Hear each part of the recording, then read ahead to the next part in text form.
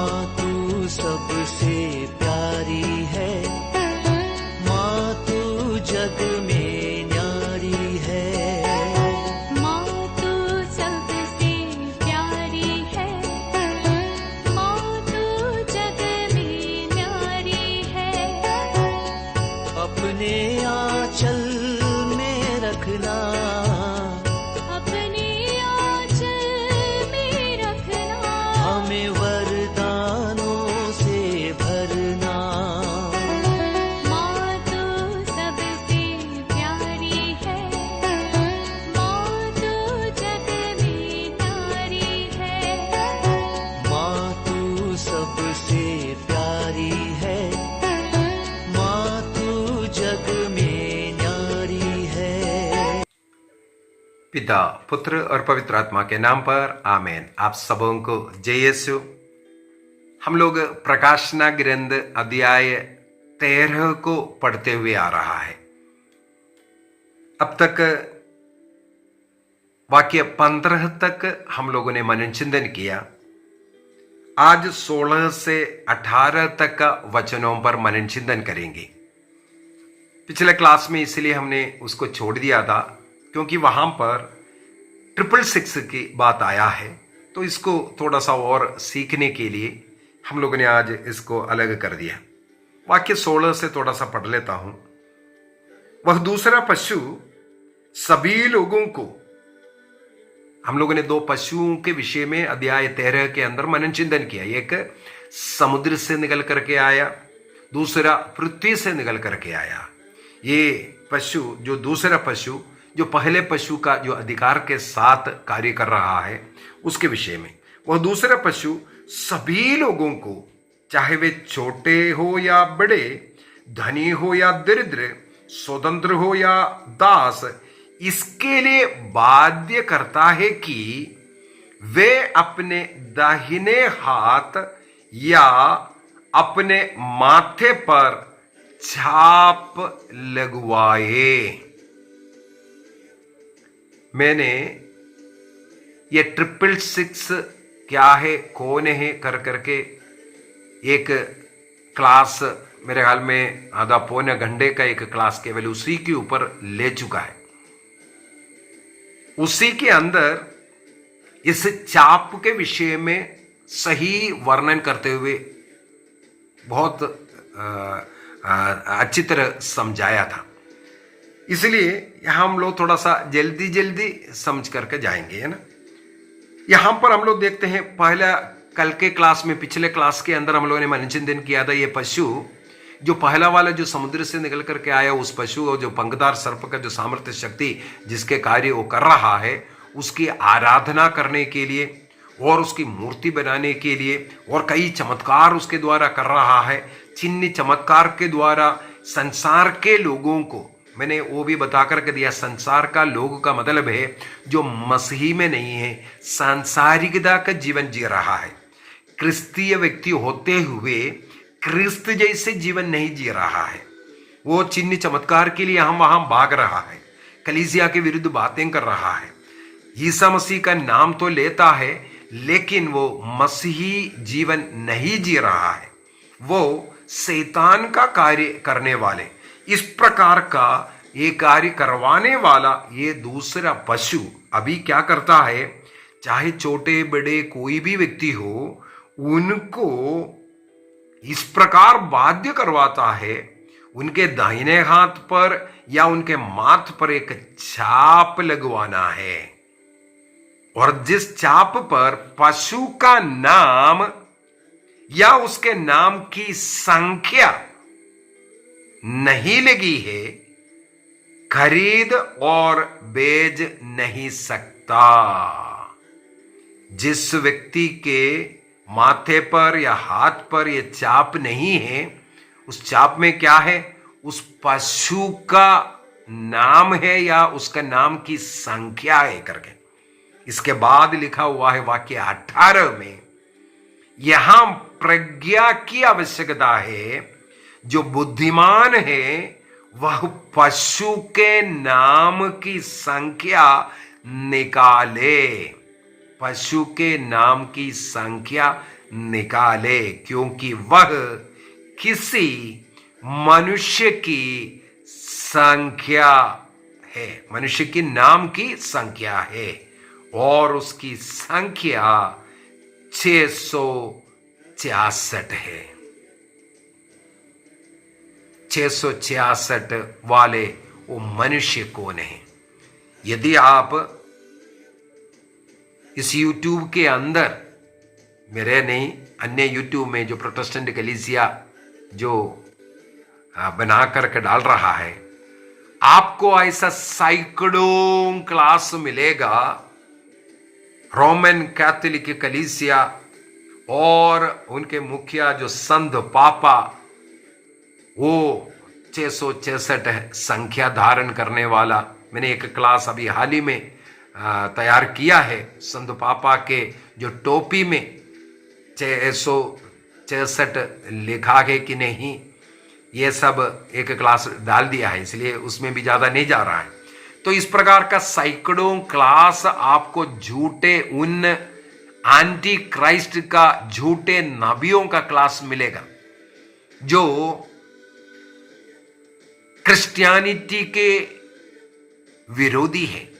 Christian बड़े वचन बोलेगा, बहुत अच्छा संदेश सुनाने वाला, चमत्कार दिखाने वाला मिलेगा, इसके बाद वो आखिरी में यही बोल करके देगा, कैथोलिक कलीसिया सच्चा कलीसिया नहीं, क्योंकि इस कलीसिया के द्वारा ही स्वर्ग राज्य में ईसा मसीह का देह है, अपने शरीर के उस पर्दे से होते हुए हमें स्वर्ग राज्य जाना है। तो इस कलीसिया से निकालने के लिए एक षड्यंत्र इस संख्या के द्वारा अनेकों शैतान के सेवक लोग क्रिस्तीय बनने का, कई लोग बोलते हैं ब्रदर जी मैं भी एक कैथोलिक हूं बोल करके टिप्पणियां लिखा हुआ मिलेगा। इसके बाद शैतानी टिप्पणियां छोड़िए उन सबों को, यहां पर 2-3 बातें जो बोला हुआ बात हमें समझने की जरूरत है। दाहिने हाथ में रखने वाला या माथे पर छापने वाला पैसे के विषय में, क्योंकि सीसर के नाम पर सिक्का बनवाया, उसमें सीसर का फोटो है और उसमें लिखा हुआ है सेवियर ऑफ द वर्ल्ड, अर्थात रोमन सम्राट सीसर सेवियर ऑफ द वर्ल्ड है, संसार के मुक्तिदाता वो है। इस प्रकार उनका फोटो के सहित सिक्का बनवाया। ईसा मसीह के समय पर भी किसी ने सवाल किया मसीह से, क्या जो सीसर को जो कर देना है वो देना उचित है कि नहीं? मसीह ने उत्तर में उनसे आग्रह किया एक सिक्का दिखाओ, तो तुरंत उन्हें सिक्का दिखाया। मसीह ने अगला सवाल किया, इस पर किसका छाप है? बोला सीसर का है। यदि सीसर का छाप है तो वो सीसर को दे दो, जो ईश्वर के है वो ईश्वर को देना। इस प्रकार जवाब दे। इसका मतलब ईसा मसीह के समय पर ऐसा सिक्का था जो सम्राट का छाप लगा हुआ, और वो जब तक वो सम्राट का छाप लगा हुआ, सम्राट सीसर सेवियर ऑफ द वर्ल्ड लिखा हुआ, वो पैसा अपने दाहिने हाथ में नहीं रखेगा, ना कुछ खरीद पाएगा, ना कुछ खा पी पाएगा। इसलिए चाहे धनी हो, चाहे दरिद्र हो, चाहे छोटे हो या बड़े हो, जब तक ये छाप अपने दाहिने हाथ में नहीं होगा, आप ना खरीद सकता है ना बेच सकता है। यह हालत है। यह यहां पर लिखा है, जिनके हाथ में या माथे पर माने पैसे के विचार, धन का विचार, अनेकों लोगों का मन में केवल धन धन धन, पैसा, पैसा के लिए कुछ भी करेगा, पैसा के लिए कुछ भी बोलने के लिए, झूठ बोलने के लिए। जैसे कई वीडियो ऐसा मिलेगा, मैंने संत पापा को देखा और उनके टोपी में ये लिखा हुआ है बोल करके, बाप रे, इतना बड़ा झूठ बोलने वाला पास्टर लोग। आप अगर ऐसा देख रहा है, मैंने एक क्लास डाल दिया है, इतना बड़ा झूठ। मैं वतिकान गया, संत पापा को देखा, उनके टोपी में लिखा हुआ मैंने देखा बोल करके क्लास लेने वाला मुझे हाल ही में एक देखने के लिए मिला। ये 666 रोमन कैथोलिक चर्च का हेड पोप है कर करके बोलने के लिए, ये एक शैतान का बहुत बड़ा चाल। यहां पर ये जो संख्या और ये पशु के विषय में मैंने उस क्लास के अंदर भी बताया, थोड़ा सा और बता करके देना चाहूंगा। बाइबल के अंदर जैसे मैंने प्रकाशना ग्रंथ का जो इंट्रोडक्शन जो क्लास 3-4 क्लास लिया था उसके अंदर भी बोल करके दिया था, ये जो संख्याएं इसके अंदर जो है इसको हम लोगों को सीखने की जरूरत है। सबसे पहले जो बेसिक संख्या कहा जाता है 3 को और 4 को। 3 को क्यों बोलते हैं बेसिक संख्या? क्योंकि पवित्र तत्व 3 है और बाइबल के अंदर पिता पुत्र पवित्र आत्मा ये 3 है, इस पवित्र तत्व को 1 बोल करके है, इसलिए 3 की संख्या को एक जो बेसिक संख्या कहा जाता है। और 4 क्यों है? पुराना समय के विश्वास के अनुसार जो संसार, ये जो पृथ्वी है एक टेबल टॉप के समान मानते थे। उसका 4 साइड है, इसीलिए ईस्ट वेस्ट नॉर्थ साउथ ऐसा बोल करके 4 साइड बोला जाता है। ये भूमि का नंबर है। तो इसका मतलब है ये हो गया स्वर्ग का नंबर है, पवित्र तत्व का नंबर है जो 3 है, और भूमि का नंबर है जो 4। ये 2, 3 और 4 को बेसिक नंबर्स कहा जाता है।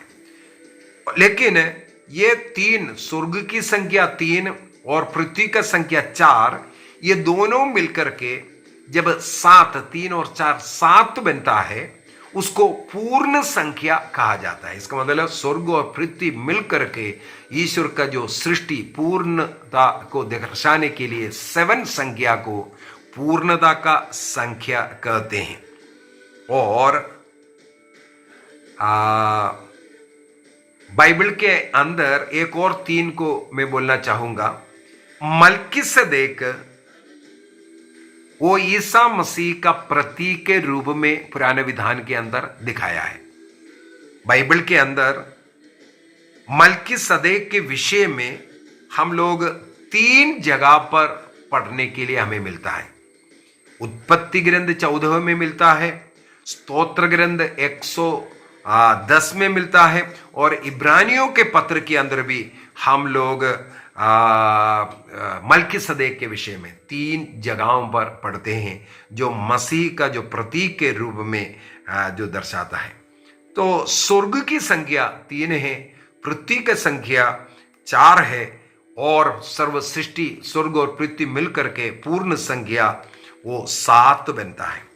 पूरे प्रपंच को ये जो 4 पृथ्वी के संख्या को यदि 10 से गुणा करता है 40 मिलता है, 40, वो पूर्ण प्रपंच की संख्या माना जाता है। इसलिए बाइबल के अंदर कई 40 की संख्या मिलेगा आपको। 40 की संख्या, 40 दिन का बारिश हो, या 40 वर्ष मरुभूमि में रहने के विषय में हो, या 40 दिन का फास्टिंग हो, या एक बच्चे का जन्म लेने के लिए 40 सप्ताहों तक को गर्भ में रहने के विषय में हो, अनेकों जगहों पर 40 की संख्या बाइबल के अंदर मिलता है। वो प्रपंच की संख्या है। ईसा मसीह जो सृष्टि कर्म किया 6 दिन में, और वो 6 दिन में जो सृष्टि कर्म किया उसको संरक्षण करने का, इसका मतलब आशीर्वाद देने का दिन है 7वां दिन। देखो 7 संख्या वाला वो जो दिन है, 7वां दिन को आशीष का दिन, और 6 दिन के जो सृष्टि कर्म को संरक्षण देने वाला दिन माना जाता है। इसका मतलब 7वां दिन को जो मनाता है वो ईश्वर के साथ जो विश्राम दिन को और इतवार को जो मनाता है वो ईश्वर का अनुग्रह के योग्य बनता है। जो उस दिन भी धन कमाने के लिए जाता है लेकिन उस 6 दिन के धन पर आशीष के लिए 7वां दिन को इस्तेमाल नहीं करता, वो धन के लालच में जो जा रहा है वो उस पैसे में आशीष नहीं शाप लेकर के देता है। इसलिए 6 को अपूर्णता का संख्या भी कहते हैं। 6 संख्या अपूर्णता का संख्या तब है वो 7वां संख्या के साथ जुड़ाने, मतलब ईश्वर के आशीर्वाद उसमें नहीं पड़ा, इसलिए उसको 6 के संख्या को जो पूर्णता से जो नीचे है उसको वो जो पूर्णता तक नहीं पहुंचा, क्योंकि प्रभु से 7वां दिन को नहीं मनाते हैं, प्रभु में विश्वास नहीं करते हैं, इस प्रकार अपूर्णता का संख्या 6 मानते हैं। यदि वो 6 3 बार है, 6 6 6, इसका मतलब है अपूर्णता का पूर्णता उसके कहते हैं। अपूर्णता का पूर्णता 3 बार वो 6 आना, वो 3 पूर्णता है। 3 बार 6 को लिखना अपूर्णता का पूर्णता तक लेके जाना। इसका मतलब सबसे बुरी पैशाचिक जो चीज है उसको दर्शाने के लिए 666 को दर्शाता है।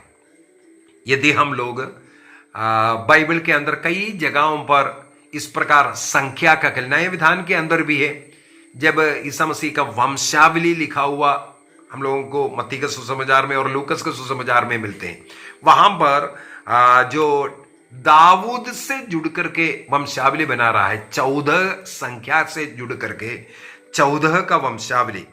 लेकिन हम लोग इस प्रकार का जो ग्रुप बनाया, लेकिन दूसरी और तीसरी ग्रुप को अगर देखेंगे वहां पर केवल 12 नाम मिलेगा, लेकिन 14 का ग्रुप है कर करके उसके अंदर हमें मिलेगा। लेकिन हमें मालूम होना चाहिए ग्रुप सिस्टम, ये संख्या का खेल है। ये संख्या बताने के लिए, संख्या में रखने के लिए 12 होते हुए उसको 14 मानता है। और जो केवल उनका बाप बोल रहा है, वो भी हम लोगों के एक गलत विचार है। उस कुल में जो बड़े फेमस जो व्यक्ति था उनका नाम लिया जाता है। छोड़िए वो उसमें जाने के लिए नहीं, लेकिन डेविड का संख्या, डेविड नाम अगर लिखेगा उनका संख्या 14 आता है, इसलिए 14 का ग्रुप में उसको बनाया था। इसका मतलब किसी मनुष्य के नाम की संख्या को भी निकालते हैं। इसी प्रकार यदि ये 666 के विषय में यहां लिखा है, वो एक मनुष्य का नाम की संख्या है, मनुष्य के नाम की संख्या। मैंने अभी हाल ही में एक क्लास जो बनाया उसके अंदर संत पापा के विषय में, जो प्रोटेस्टेंट कलीसिया संत पापा को ये एंटी क्राइस्ट बनाने के लिए 666 कैसे बना रहा है, ये सब एक क्लास डाल दिया था। उसके अंदर भी हमने देखा है वो उनका एक स्थान ये है बोल करके, एक टाइटल, पोप का टाइटल ये है बोल करके, ऐसा एक टाइटल पोप को नहीं होता। इन लोगों ने जबरदस्ती एक टाइटल बना करके पोप को एक टाइटल धारण करवाया, वो पोप का टाइटल भी नहीं है। पोप को एंटी क्राइस्ट बनाने के लिए वो टाइटल दिया, क्योंकि संत पापा का नेको टाइटल है, लेकिन ये जो टाइटल है संत पापा का टाइटल भी नहीं है। छोड़िए, यहां पर ये जो 666 आने वाला, और यहां पर हम लोगों ने पिछले क्लासों में भी मनन चिंतन किया है, रोमा साम्राज्य से जुड़ा हुआ बात है। और रोमा साम्राज्य के किसी सम्राट का नाम का संख्या होना चाहिए। यदि हम लोग रोमा साम्राज्य में क्रिस्तियों के ऊपर सबसे ज्यादा अत्याचार जो शुरू हुआ था, हमें मालूम है नीरो के समय पर। नीरो कब था? AD 55 से 68 तक वो नीरो सम्राट बना रहा था, और 68 में उनका मृत्यु, खुदकुशी जो हो रहा है, उससे पहले उसने रोमा साम्राज्य में आग लगाया, और वो पूरा कारण क्रिस्तियों के पर डाल करके क्रिस्तियों के ऊपर बहुत ज्यादा अत्याचार वहां पर हुआ था। यदि ये जो नीरो का जो पूरा नाम है नीरो सीसर, उसको अगर लिख करके लैटिन में लिख करके देखें, उसकी संख्या 666 आते हैं।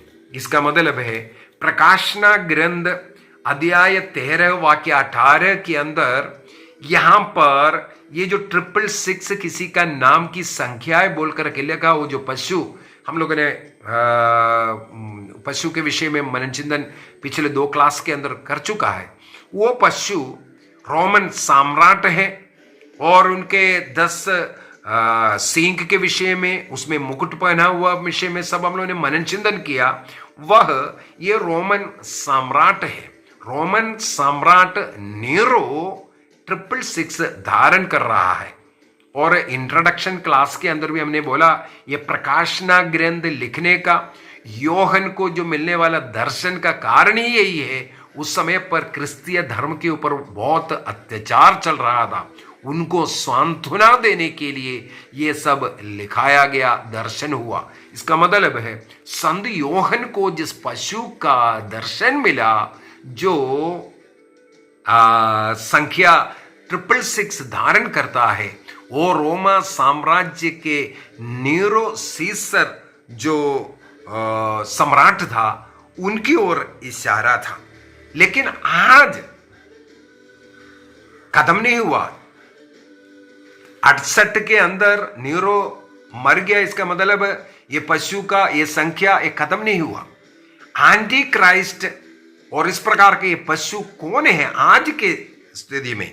वो जो लोग ईश्वर के विरुद्ध कार्य करता है। ईश्वर ने जो कलीसिया का स्थापना किया, उस कलीसिया के विरोध करने वाला वो एंटी क्राइस्ट, जो कोई इस प्रकार शैतान का कार्य कर रहा है, वे आज एंटी क्राइस्ट है, 666 है। यहां पर लिखा हुआ है इसके लिए प्रज्ञा की जरूरत है करके। अभी ये प्रज्ञा की ओर लेकर के जा रहा है। प्रज्ञा, सबसे ज्यादा प्रज्ञा किसको मिला था? सुलेमान को मिला था। यदि हम लोग देखेंगे, सुलेमान के जीवन भी इस 666 के साथ जुड़ा हुआ था।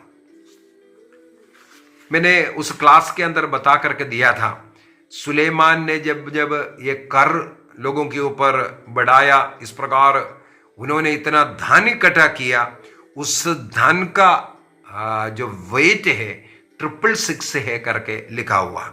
वो लिखने का पीछे का कारण है, उन कर जो अन्य देश से उनको जो मिल रहा था, उसके साथ अन्य देवी देवताओं का मूर्ति और उनका छाप लगा हुआ सिक्का, ये सब वहां पर सुलेमान के पास आया।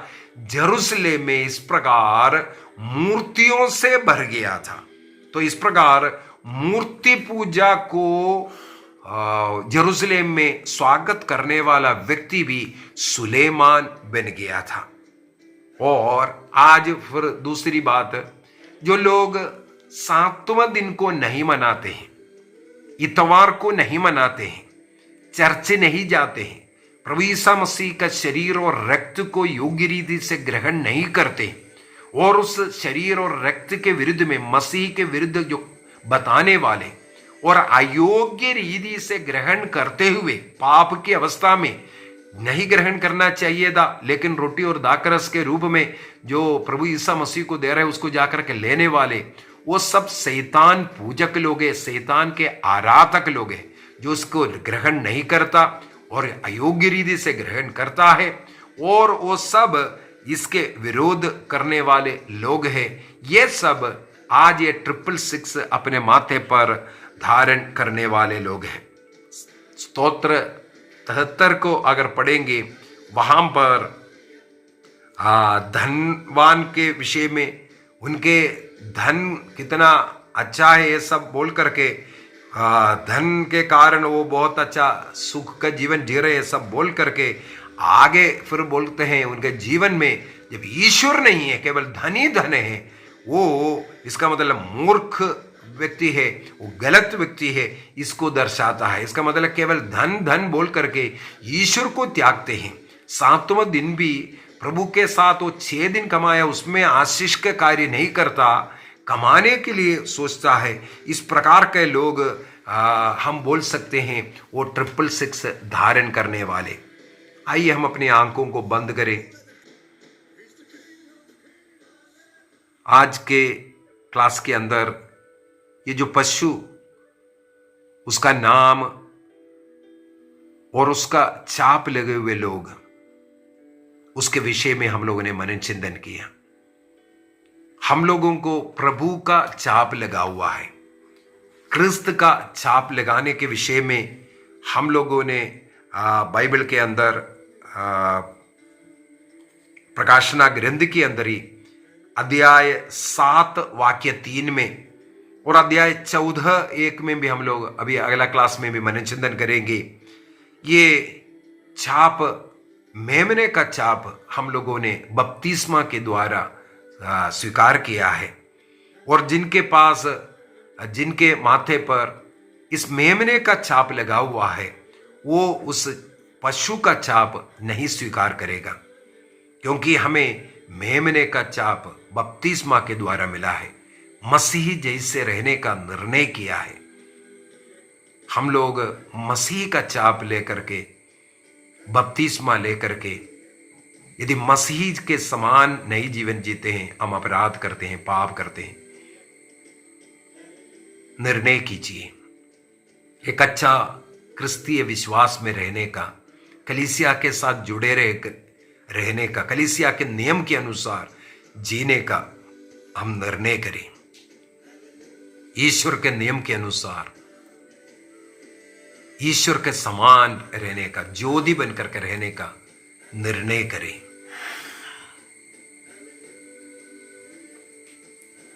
पिता, पुत्र और पवित्र आत्मा के नाम पर आमीन। आप सबों को जय यीशु।